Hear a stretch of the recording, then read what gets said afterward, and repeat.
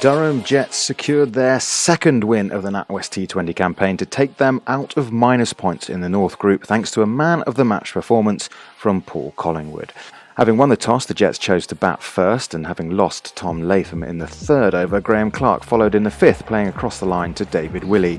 He left with the score on 30 for 2, and the hosts needing something to change, and change fast. Collingwood took up the task and carried on his superb T20 form to get the game's first maximum, and it looked like the evergreen all-rounder was on a mission. He'd taken the score to 71 in the 11th over when he lost Usman Arshad at the other end, Willey again clashing the stumps to see the back of Arshad for 19. Collingwood became the oldest player to hit a professional century against Worcestershire in his last innings, and the way he was striking the ball back-to-back hundreds looked on the cards. Matthew Fisher, the bowler on the end of this maximum. He went to his 50 with the type of shot we've all become accustomed to him with.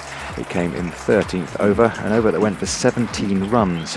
He finished the innings on 88 not out of 54 balls, including 2 sixes and 7 fours, and he'd taken the Jets, together with 32 runs from Michael Richardson, to a defendable 157 off the allotted 20 overs.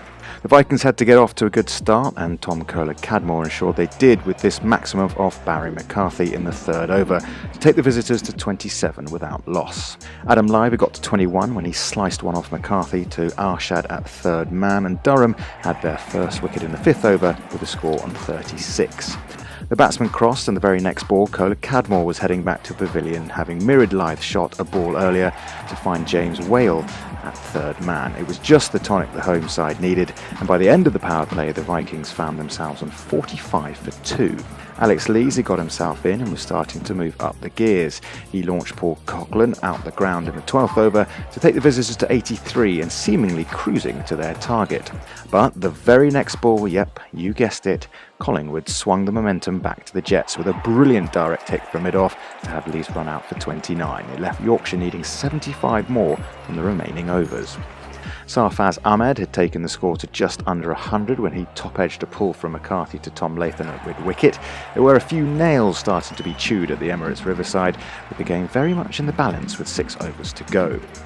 Willey had been up to his usual bludgeoning, getting himself to 40 off 28 balls when he mishit a full toss and found Graham Clark out in the deep. The Vikings now on 115 for 5 in the 16th.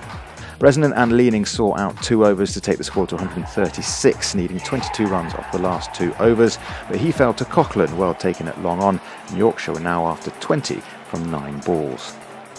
Leaning brought that down with a huge hit the very next ball that went out the ground. A 4 followed the next ball, but Coughlin got his man with the last ball of the over when Leaning found Latham in the covers. Coughlin finishing with figures of 3 for 34 off his 4 overs, only McCarthy's figures of 3 for 33 bettering him. Into the final over, and the visitors needed 10 to win. They got the required runs down to 3 from the last ball, but Arshad held his nerve, and Azim Rafiq couldn't manage to get a bat on ball. Durham ran out winners by 1 run. It was a brilliant effort in what has been a tough T20 season to date. The win sees them out of negative numbers in the North Group, and with a lot of confidence ahead of their game on Saturday with Notts Outlaws at Trent Bridge.